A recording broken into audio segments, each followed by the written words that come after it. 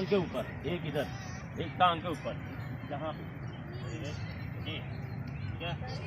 और सामने देखना है आपने, ये बिल्कुल सीधा ऐसे, ठीक है। यहाँ से एक पंच का दिखता है ऊपर, पंच बनाए अपना, इधर देखना सामने, कोई सामने ना देखे, और इधर देखना, हाँ उस तरफ, शाबाश, बना ले।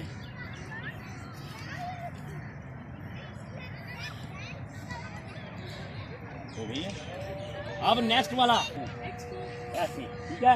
ये हाथ ऐसे, ये पंच ऐसे बाहर निकाले, वो वाला, हाँ हमको ऊपर फोल्ड करें, हमको ये शाबाश बनाएंगे।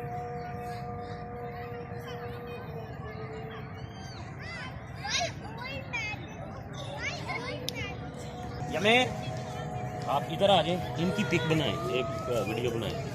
चले जी, आपने क्या करना है, पंच पोजीशन, आ जाए इधर, लेग्स ओपन करें थोड़ी सी, स्टार्ट। ये दूसरे वाला पंच, स्टार्ट। ये किधर, स्टार्ट। 1 2 3 4 5 शाबाश।